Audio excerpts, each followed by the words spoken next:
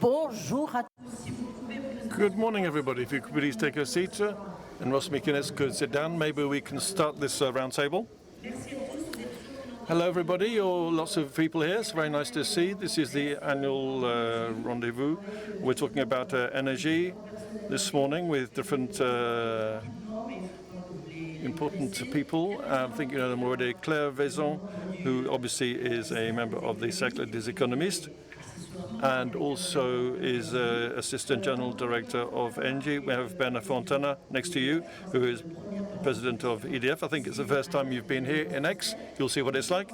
Then we have next to you Patrick Pouyanné, who is has been here very many times. He's the CEO of Total Energies. Then we have Isabelle Etienne. This is the first time you've been here as well. You've just been appointed the General Administrator of the Board of Directors of the CEA, the Commission for Energy, Atomic Energy and Alternative Energies. And then we have Amir Gonel, he is the CEO of Schneider for France. Claire, I think you've already started talking to Bernard Fontana, but it's up to you now to give an introduction to the debate, and then Bernard Fontana will say a few words. Thank you very much. Good morning, everybody. Thank you for being here. Before it gets hot, I'd like to start with a question for all of you. What is the link between the Strait of Hormuz and the heat wave? It's not very difficult for those of you who like energy. Well, the Strait of Hormuz, the blocking of the Strait of Hormuz, has reminded us of the importance of fossil fuels and the byproducts for our economies. And we've reminded us also of the vulnerabilities that this increases. The heat wave is caused by the increase in the stock of greenhouse gases, and you know that one of the main sources of greenhouse gases, of course, is fossil fuels. So we're in a situation when it's very hot in France and in Europe, twice before the month of July. Unfortunately, this is something that was perfectly predictable. Climate change means you have an increase in average temperatures, and also it means you have an increase in extreme weather events. So in both cases, the point they have in common is fossil fuels, and we know that the energy transition to stop using fossil fuels is absolutely vital in order to reduce our geopolitical vulnerabilities and also to reduce global warming and climate change. So a few words about the energy mix, because this is a subject where sometimes there's a bit of confusion. Today, in Europe, as in France, more than half of the energy mix still depends on fossil fuels. I say that because occasionally there's some confusion in France between the energy mix and the electricity mix. You know that in France we have electricity mix which is decarbonized thanks to nuclear and renewables, but nevertheless, electricity just only represents a quarter of energy consumption. So when you look at the energy mix, and not just the electricity mix, it's still very much dependent on fossil fuels in France and in Europe too. So the energy transition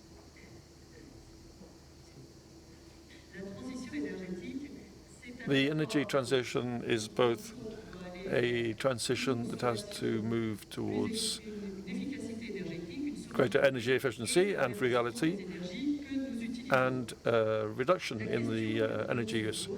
The question everybody's asking is, how much does it cost? We have this roundtable this morning to talk about the price of energy. It's not a simple subject. When you talk about how much it costs, there's a whole series of reports and studies that show that in order to change our current systems to get them to function in the decarbonized way, we have to invest. We have to invest about 2 GDP points per year, partly in the energy system and also in the means for production and consumption, which will have to be electrified as far as possible. So that requires a considerable investment effort to transform the economy, to change it from its current dependency on fossil fuels to a decarbonized economy. Nevertheless, there's a very high cost which you have to avoid. There are studies that estimate that 10 points of GDP it would be caused by another 1 degree of increase in annual global temperatures. Certainly, when the country starts to slow down because of a heat wave, this does have a huge economic cost. We've seen that. So what is the impact on energy costs, which is our question this morning? It's an important question. First of all, you know that the price of renewable energies has gone down.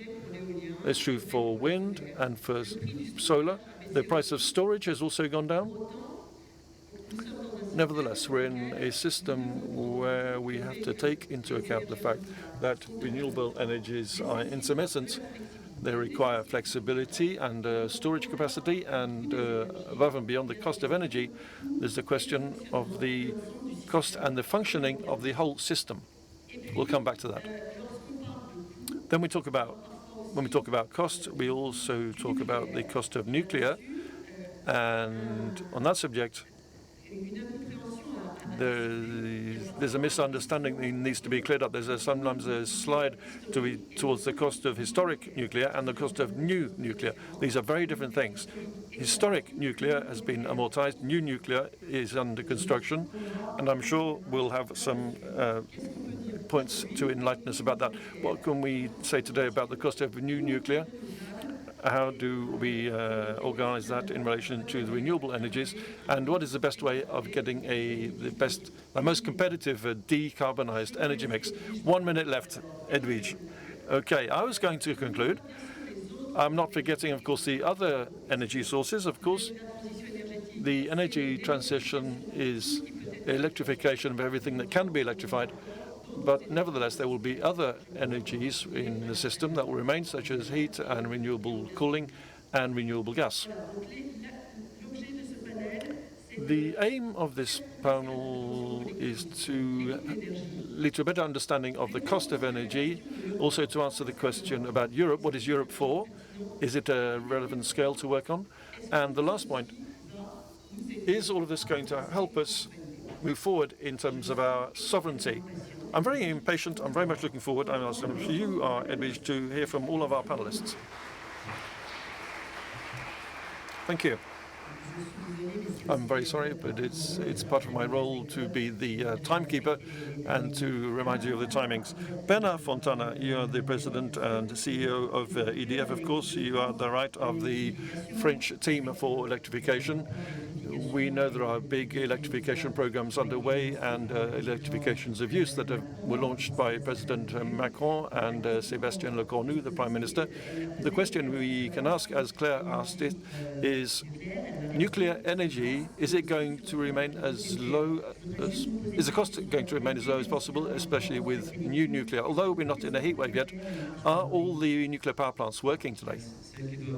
The ones that should be working are working. That's not the right answer. That's not really an answer. Some of them are being made, some of them are having their life cycle extended. We had 42 reactors working yesterday. We continue to export. And right in the middle of the heat wave, we are exporting 12 gigawatts. There are the power plants. And these power plants, above all, provide availability when there's no sun and no wind. And in the middle of the heat wave, in the countries where there was anticyclone, there wasn't much wind, and in the evening, they were very happy to have energy that could be provided. You're right, it wasn't really the right question. Let me ask it again. Have you had to close down some of the power plants because of the heat wave? You had to close down 2 or 3. Are they now working again? Yes, they're all operating now. Why do we stop them? It's because, as you know, the water from a river which is at 28 degrees, and we're not allowed to release it again at 28 degrees downstream. If the water is so we reduce production in order to make sure the water we release isn't above 28 degrees, and this is part of our adaptation plan for our power plants. You take the water, you put it in the cooling tower, you have some drainage liquid that comes out, and it's easy to cool it. Now we have to, how much, it's a question of what temperature it needs to be cooled down to. That's part of our climate change adaptation plan, which is for our nuclear power plants, but also for other parts of the fleet that produce electricity. This is something that has begun. We've communicated about that, and we are doing it step by step to have this. It's 0.3% of our production is impacted by these problems with river water being too hot, but we're very much aware of the impact. Our co-citizens need to have total confidence in our capacity to produce even in difficult circumstances, and of course, this is what we're doing. Concerning the inexorable rise in costs of energy, what is your answer? Claire underlined this. You have nuclear, which is already been paid for, and then we have new nuclear, which has a cost which is very high. Perhaps you could answer that question. There's a pathway to make sure that energy isn't more expensive than it is today. First of all, we have to choose the right investments in electrification and in a robust electrical system, and we must keep our investment costs under control. Let me talk about the cost of new nuclear straight away. When you launch an industrial electric sector, the first reactors are more expensive. So for the first reactors, it's between 80, 90 or 100 euros per megawatt hour. And then we're already seeing and observing when we get to the third reactor, we have a reduction of 30%. And what we're aiming for with this economy of scale is to get down to 70 euros per megawatt hour. And so I'd like to challenge other forms of energy to get to those kinds of costs. This increases a ramping up of the industrial fabric, which is very good for France. We are creating factories and plants in France. We're creating industrial depth in France. We're recruiting. The nuclear sector is recruiting 100,000 people, and we are creating value in France. You're right. We have to make the right investments in our electrification, and we can see this is effective in mobility, in building, and in industry. There are factors of 2 or 3 of energy efficiency. When you electrify, you reduce the cost by a factor of 2 or 3. And we are doing everything we can to support that. We don't only have new nuclear, we're also investing to extend the operating life of the existing fleet, and think we'll be able to add an extra 20 years. We're increasing the power rating of the power plants. When you put a turbine that is a little more powerful without changing anything else, you can get another 50 megawatts on each unit. At the moment, we have 13 900 megawatt reactors that still have to be retrofitted, and these are orders that are placed with our factory in Belfort. This is a lot of work for our French workers. There's also a question of adaptation to get the extra percentage points of generation, and in some cases we have to reduce production when we have extreme heat, but also investing in hydropower. We shouldn't forget that we have always had a great deal of hydropower, and thanks to the new law, we're able to renew our investment in hydropower. And these investments give us great stability. And of course, we're also continuing to invest in renewables. I often hear people talk about the price of the electron. There's 2 things. There's a price of electron in the electrical system. It has to be constantly balanced. It must have the right frequency and the right power. And not all of the energies give these attributes to the electrical system.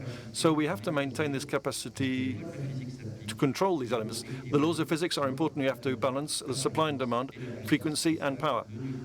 And nuclear and hydropower contribute to that.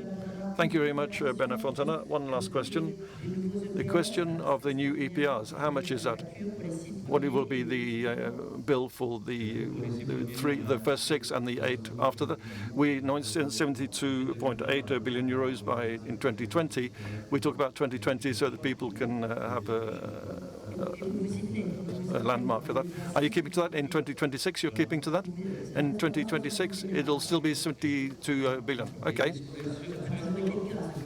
These figures have often changed in the past. No, what we're working on is to guarantee this cost, but we also identified opportunities to improve. And of course, the more we do that, the more the economies of scale increase. It was already 30% between the 3rd pair of units and the 4th pair of units. We'll continue that discussion.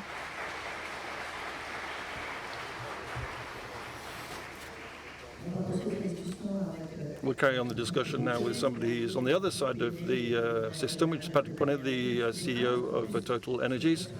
Thank you very much, because yesterday evening you were at the United States Embassy to celebrate the 250th anniversary of the United States. Thank you for being with us this morning. Nevertheless, we have a lot of questions for you. Claire Vaison said we depend too much on fossil fuels. You'll tell us what your position is. Perhaps a few little update. Are we moving towards costs of oil that are going to go down or up?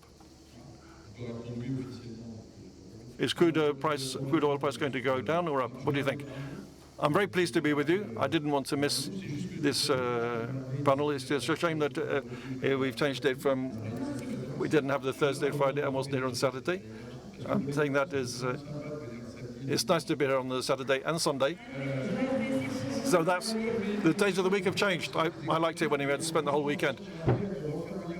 I think we should be here all the weekend. It'd be much better.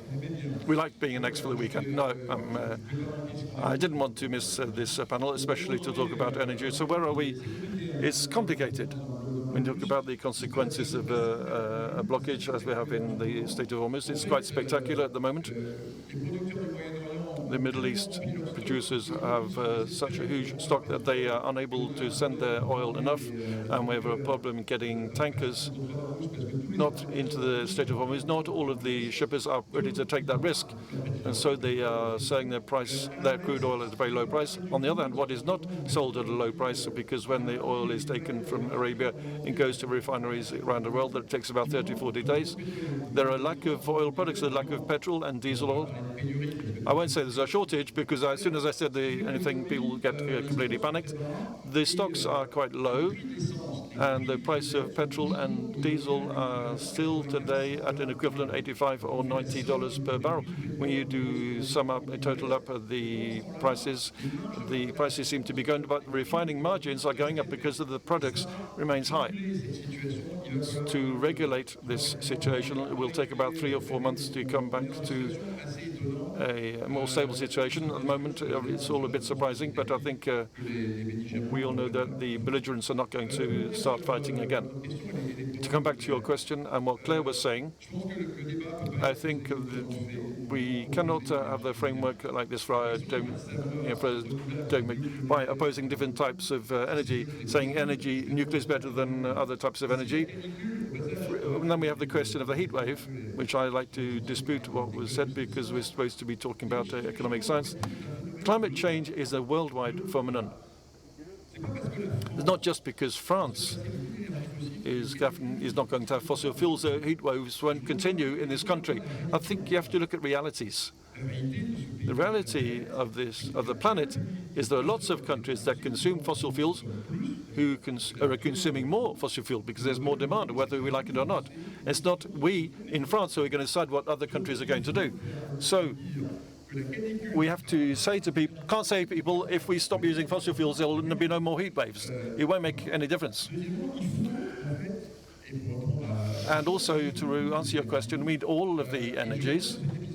I'll come back to that episode that you mentioned. Bernard Fontana said quite rightly, when it's very hot, there's less wind.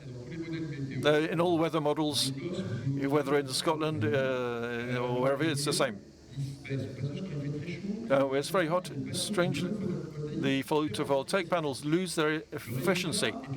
And the result, as when Bernard has to stop 2 or 3 power plants, nuclear power plants, because the water is too hot in the rivers, the result is that during the heat wave, you have to have gas power plants working in France. It's all very well saying we don't want any more fossil fuels or gas power plants, but we're very happy to have them during this episode.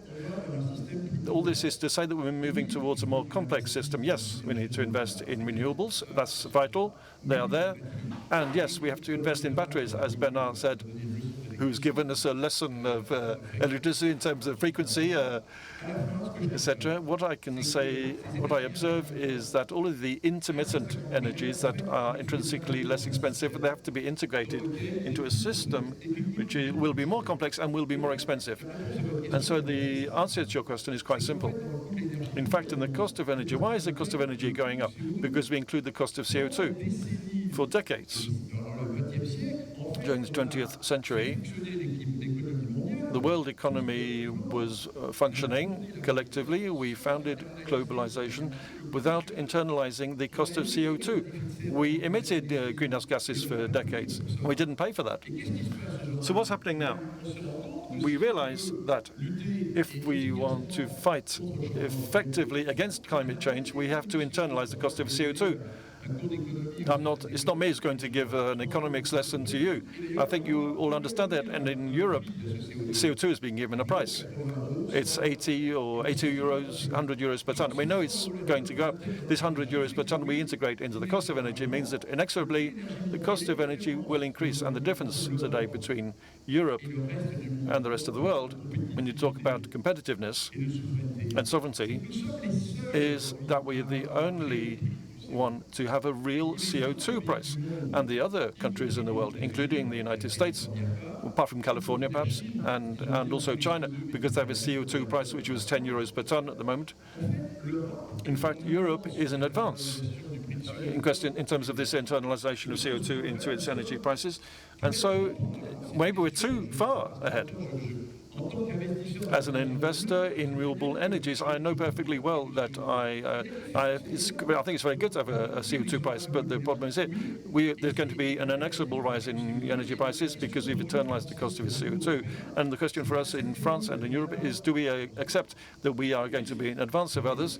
And the risk there is that we are certain if we don't convince the rest of the world to join us, and from that point of view, the Paris Agreement has not really led to that, and Europe has not managed to persuade the big country, which is the United States. If we don't put a cost on CO2, we are desynchronized, and their energy costs will be lower. So there's a problem of integration of price of CO2. It has to be internalized.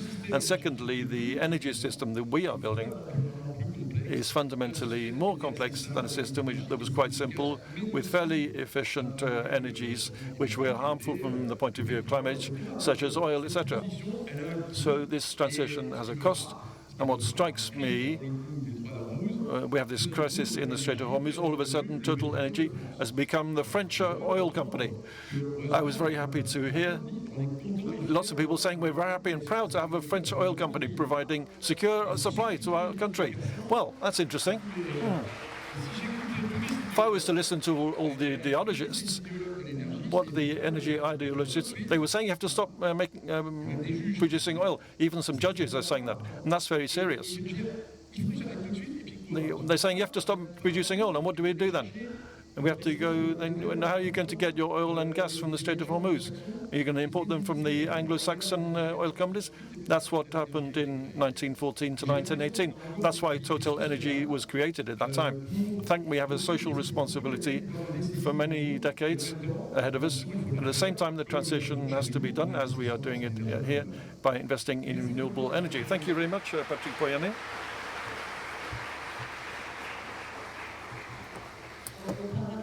We'll talk about the role of Europe later on. Then the cost of the whatever it costs, is that still the slogan for Total Energy? No, it's not finished. No, not at all. I intend to continue maintaining that cap on fuel prices in France, as we have done the last few months, so that without us intervening, diesel and petrol would not have been below €1.99, and all the French people are very happy with that. They've seen they have a company that has proven it is very responsible in social terms. We've behaved very responsibly. The theory of ESG in practice, thinking of our customers first and foremost. I think the 35,000 employees of Total are very proud of what we've done, so that's going to carry on. We're going to continue capping our petrol and diesel prices at the pump here in France. In the rural fuel stations, they have a low level of consumption, so they've increased their stocks when the price was very high. So now you should €1.90 in the cities and €2.20 in the rural fuel stations. So we decided to maintain the cap for all of the rural stations. A lot of French people go to these 1,200 rural stations, and we've done something else because French people are going to drive during these summer weekends in July and August. And we said even on the motorways, I can say that cap cost a lot of money. Well, I think I'm allowed to do a little advert for Total Energy. A little bit, but not too much. No, I want to do a lot more. Thank you very much, Poyonnet. Is Elizabeth Etienne. It's not easy to talk after Benefantona and Patrick Poyonnet. For you, the question of prices, the CEA, you're thinking more about the energy of tomorrow at the Commission for Atomic Energy and Alternative Energy. We'll talk about nuclear fusion. We know a lot of progress is being made in the US and also in France. Do you have perhaps an energy for tomorrow here, which will help to compensate for this inexorable rise in energy costs? Thank you very much. Yes, the CEA, of course, is positioned more on R&D and innovation, which is an absolutely vital building block to control the cost of energy today a little bit and tomorrow much more. It will be absolutely vital to have an ambition in the area of R&D and innovation to be able to respond to this collective challenge we have on the cost of energy. So why is this? The CEA in this area promotes an integrated vision of the energy system, of energy production, storage, its transport, and we shouldn't forget, of course, in all this, the key question of raw materials, the critical materials which naturally underlie all of these energy systems. So we are working on different technological building blocks with our industrial colleagues, in particular the three that are represented here, as well as many others, hand in hand with common joint laboratories, with common startups. We try to resolve problems in solar. In solar, we are trying to have photovoltaic panels with a better yield, which are more robust and easier to recycle, because in the end, this makes energy production more sovereign and more stable and more secure and also more competitive. So I've taken that example of solar, but it's also been the case in batteries. You said a word just now about nuclear fusion, thermonuclear fusion. Let's be honest, it's not for tomorrow or for the day after tomorrow. I think we have to be very clear-minded about that. We have lots of technological blocks at the moment, but we are working on these technological issues, as many other countries are. You mentioned the US, and also China is very much present in thermonuclear fusion. And today we are close to Cadarache and to ITER, which is the worldwide flagship for nuclear thermonuclear fusion. And we hope that we'll be able to prove its capacity to produce more energy it consumes, to be able to demonstrate the production. Who will arrive first, Chinese? No, I do hope that ITER will be will be there first. We will demonstrate the capacity to produce electrical power. But China is part of the ITER consortium, so it will be a global success the day it trains. Thank you. Sorry, stopped you. Sorry. Now we'll come back to the notion of sovereignty because this is a key point for you. So we'll get back to this. So let's finish the roundtable discussion. Émeric Renaud, thank you.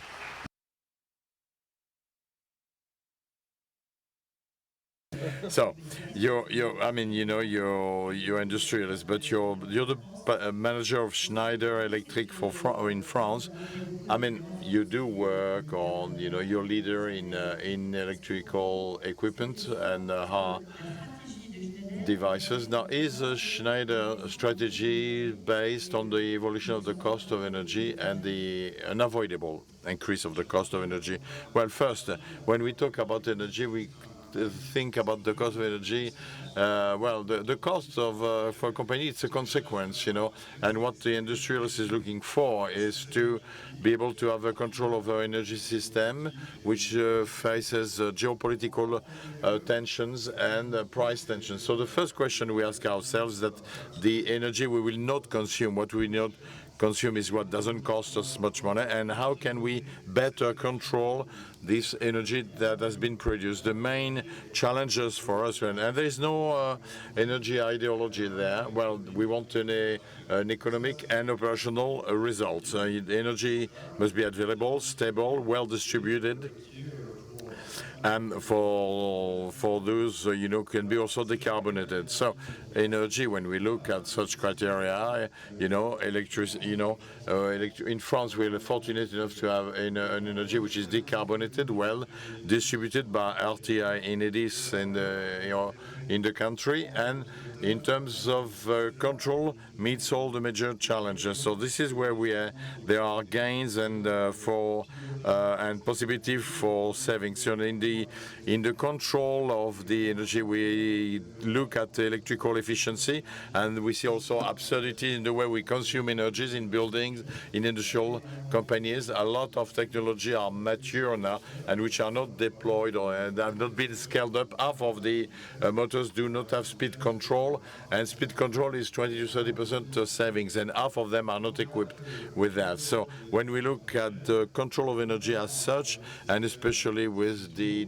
new digital systems, let me take an example in a building which there is sun power for self-consumption, electrical vehicles, because there's a greening of the fleet, and an engineer that would control that energy should have to make a decision every 15 minutes by saying, what's the weather forecast? Will there be sun, or for my sun panel to charge a battery? Those Friday, lots of telework, so I have to look differently at the consumption. So today, digital through AI makes it possible to learn how the building functions and make decisions every 15 minutes as to the best management of self-consumption, storage in batteries, charging of electrical vehicles, and therefore shift the loads and generate savings. Thank you. I was thinking about what you're saying, but well, there is a underlying problem of supply of raw material and sovereignty. Could we get back to what you were saying, Patrick Pouyanné and Anne-Isabelle et Tienvre, on this? That is, how could we not depend on the Chinese? Because like sun power, you talk about research, this is what you do at Schneider. We can see clearly that sun powers are Chinese. If you take uranium, it comes from Russia. Well, I mean, if we take oil, it comes from the Middle East. Now, don't we? I mean, clearly there seems to be a problem of dependence and therefore energy sovereignty. Bernard. Yep. As I said, our mission is to remain competitive, sovereign, and decarbonated. So sovereignty is at the heart of our approach. You mentioned uranium. Well, it comes from different locations in the world. We have a diversified source of suppliers. France is able to do recycling with the MOX, with the downstream from the cycle. And the recent Nuclear Policy Council placed us in a perspective of closing the cycle.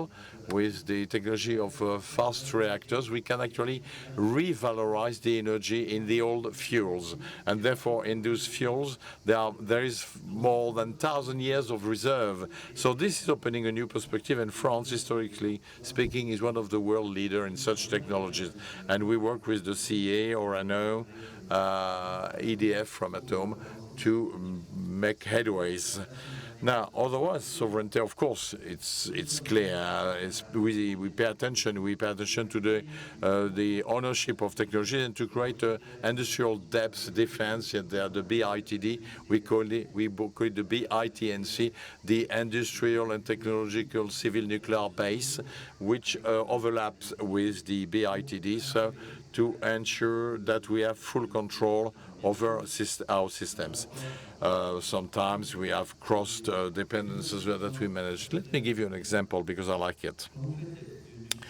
When you weld with specific or flames welding, so you need a special material, welding material. It comes from a place in the world, Grevillard, near Belfort. We've increased the capital of a family business to introduce in France the ability to supply civil, nuclear, defense, other industries like aeronautics with welding and flame brazing welding material which can be made locally, and this is great for the country.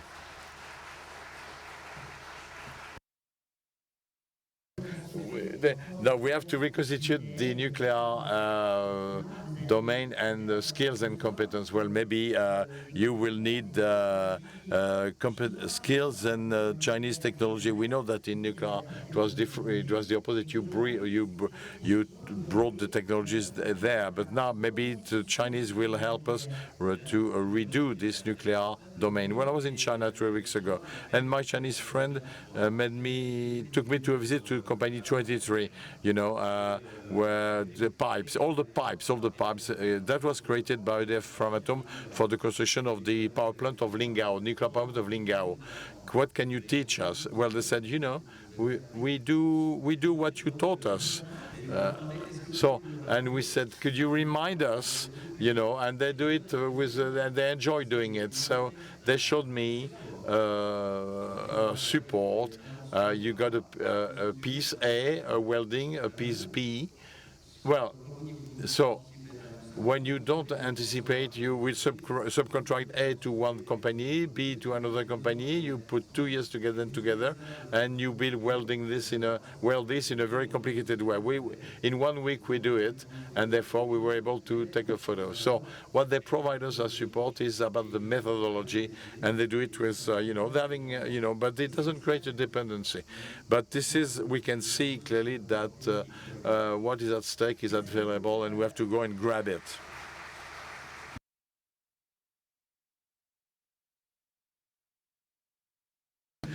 Sovereignty, I think I'm a bit worried about this discussion. It's not like shrinking back to our own borders and that we're going to solve everything in France. We're in an open world. The sovereignty has to be seen as being in a situation within an energy ecosystem to diversify and meet the needs of the French population at the lowest possible cost.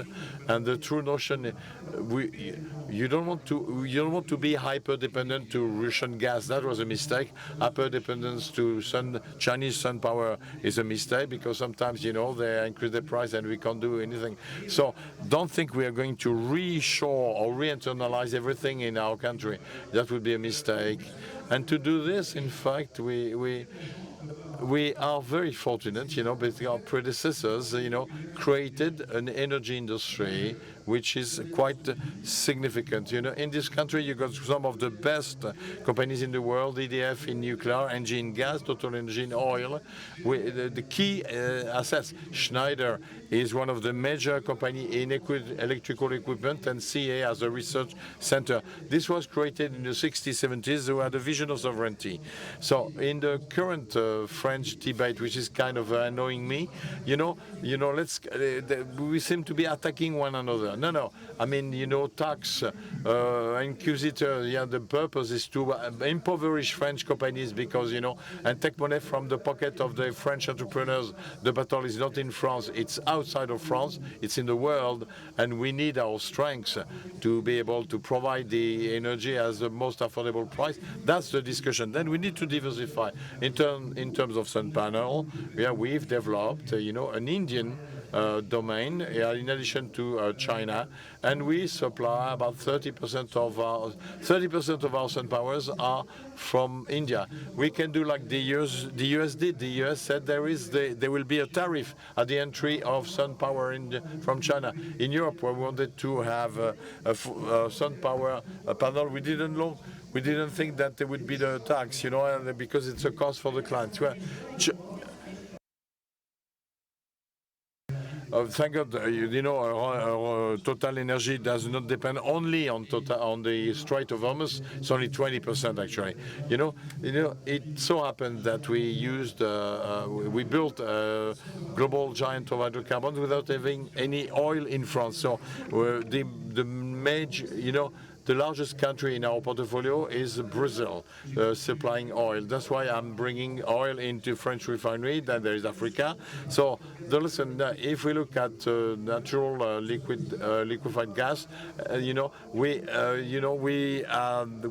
despite the stoppage of Qatar, well, we did not stop our production. So everybody said, "Oh, force majeure, I'm pulling out." In our portfolio, Qatar is big, but it's only 10%.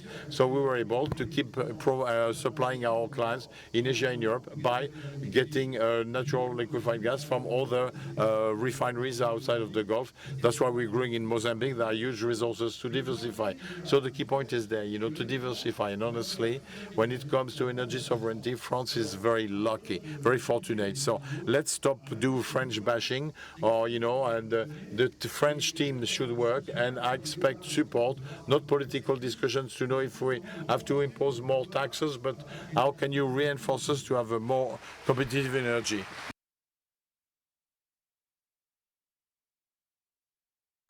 Sovereignty is that. Sovereignty is that. It's not to think that we are going to do everything alone. Sovereignty is a great idea, but if we all understand the positive, it has to be a happy one.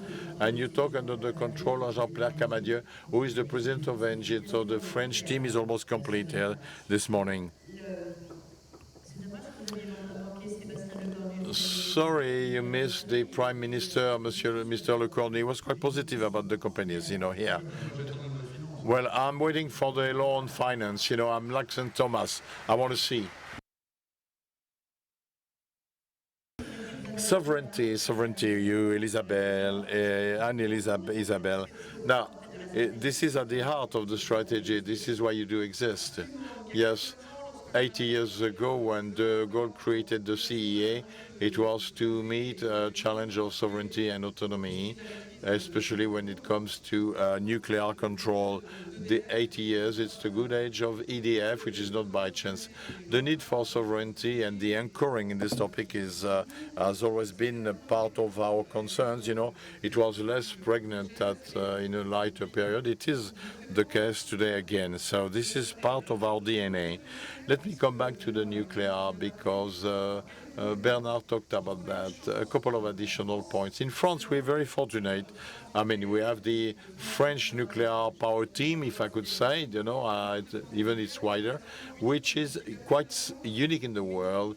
We have a full control over the nuclear energy development from the R&D up to all the blocks necessary for the production and the control of nuclear energy.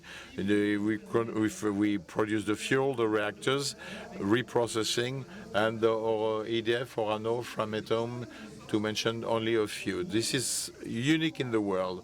And it makes us very strong and very autonomous, but which makes us very visible and well positioned to export.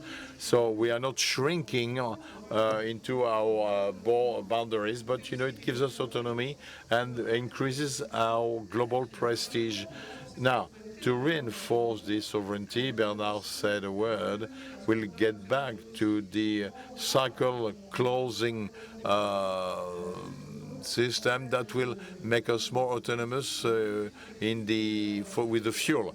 And this is a challenge we are going to take together. So in sun power, well, sovereignty is not the same. It's not like in nuclear. In sun power systems, we cannot ignore that China, to mention only one country, has an industrial power and a striking power that is colossal. Now, if we come and say that we'll be rivals in France, it would be a fallacy. So we have to integrate the European dimension in this industry, and to say that we will keep developing R&D, but relevant niche R&D that will make it possible to overcome the challenges of tomorrow, to go beyond the 30%, which is kind of a cliche that we can't overcome, for ourselves. So project ourselves in the future, but let's not get involved in the wrong fight.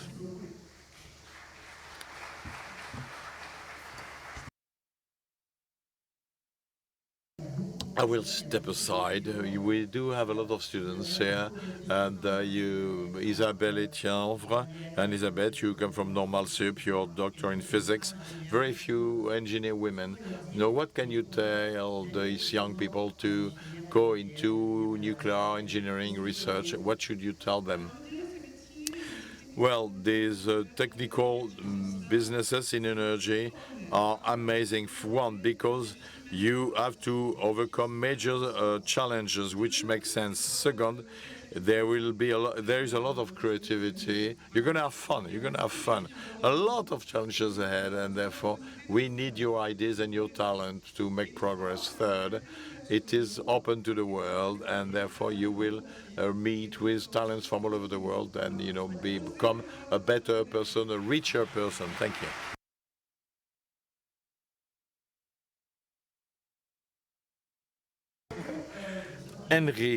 Emeric Renault, sovereignty, is this a challenge or is this something at stake for you? But you just signed a major agreement in AI with Sunbank. So is sovereignty, can sovereignty include agreements with US AI or Indian or Japanese AI? Again, what do you mean by when you talk about sovereignty? Well, the ability to analyze situation in an autonomous way, make a choice autonomously, and then implement it. So when you look at the major issues we face or problems we face, I agree with Patrick Pouyanné. We have to diversify the way we function, and we cannot rely on just one supplier or some geographical location. So, governance in Schneider Electrical. We got 5 global hubs. They have their own R&D, supply chain plants or manufacturing plants, and they run in their region. Now, if we take R&D, there is a high acceleration in China. We do China to global. That is, we take Chinese invention, we relocate them in Europe to reshore them in Europe. So when we had, this is what we did with China when we were actually out. We want to do relocalization, but we have to diversify and to have solid bases in every region. So when we talk about AI, well, which is quite a current topic, SoftBank is an investor which comes to develop AI infrastructure. So we are fortunate enough in France to have a well-distributed decarbonated energy with power available. This is attractive, but once you've connected data centers, what will be sovereign are the models that we will run, and I'm talking about a European player and French, which is Mistral, which is a great opportunity for Europe to develop a model that will add value and which will allow us to be sovereign in this domain.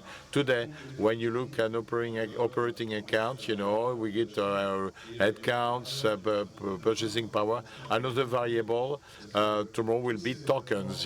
Tokens, all the AI contribution has a cost, and this will come into our operating account. So if we can control such cost, because there will be European production and creation of value in Europe, this will be an asset for sovereignty.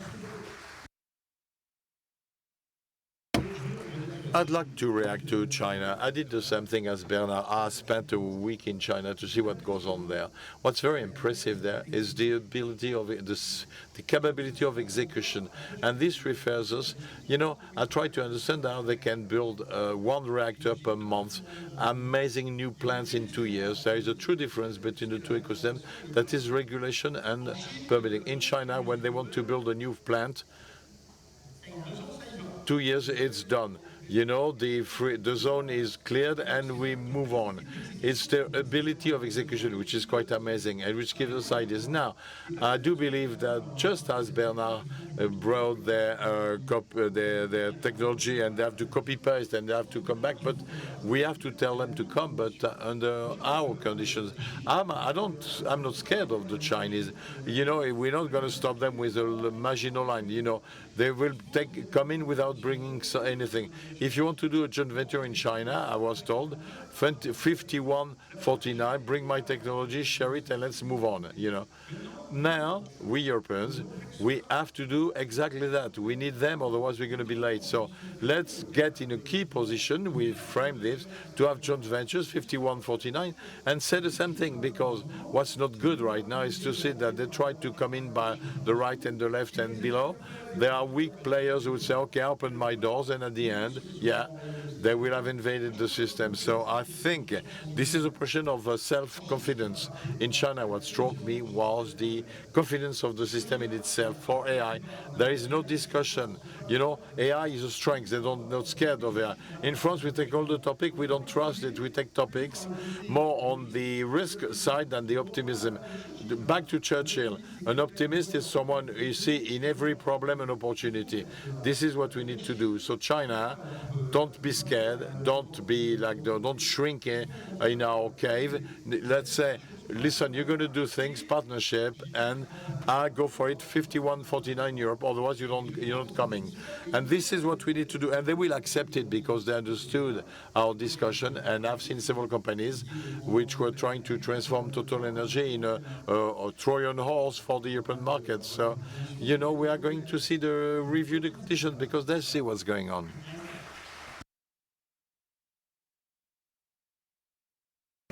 Bernard Fontana, your answer?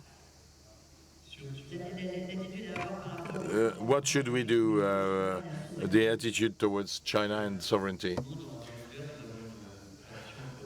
In nuclear, we have a tradition of cooperation with them. We celebrated the 40 years of cooperation, and it is bi-directional. So we work together, we deliver together, and we still deliver equipment and supply equipment. On the other side, well, we take advantage of their return of experience. And I think French nuclear industry should should enjoy the cooperation in the world. Thanks to the old ones, we got this global dimension. It does exist. People know one another, and we have to work and maintain knowledge between individuals.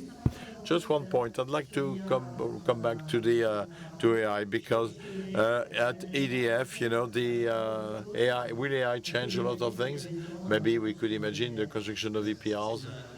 Well, it's a major topic because AI is via data center, it consumes a lot of electricity. So we think it is an opportunity for France to welcome such data center. We created a fund to prepare sites to accelerate the hosting of such data centers to make sure that Patrick can see that we can do it in 2 years and not 10 years. So we have to be able to anticipate.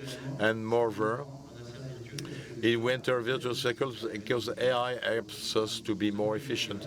We welcome AI, of course. There are rules of security and so on and so forth. And we can see it as an efficacy driver.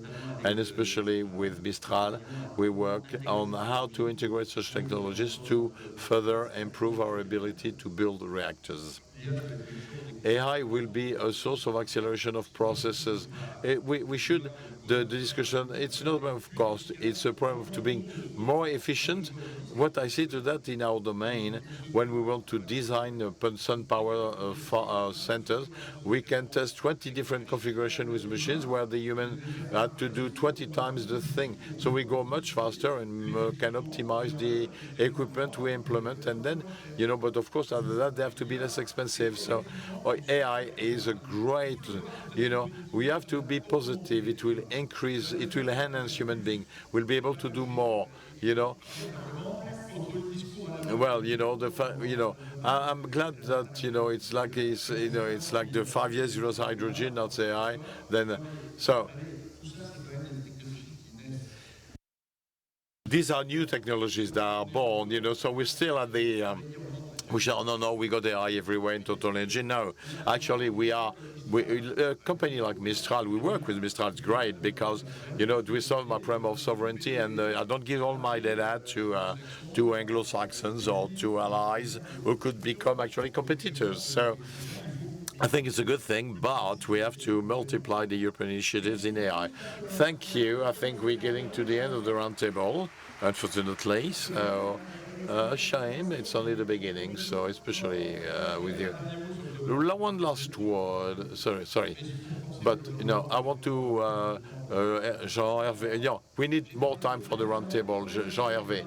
So I talk about the price of carbon. I said carbon has a high carbon price. The loop for the energy cost for competitiveness. When we take the CO2 tax in Europe, it has to be reinvested in industries to be decarbonated. This is what we have to do in Brussels.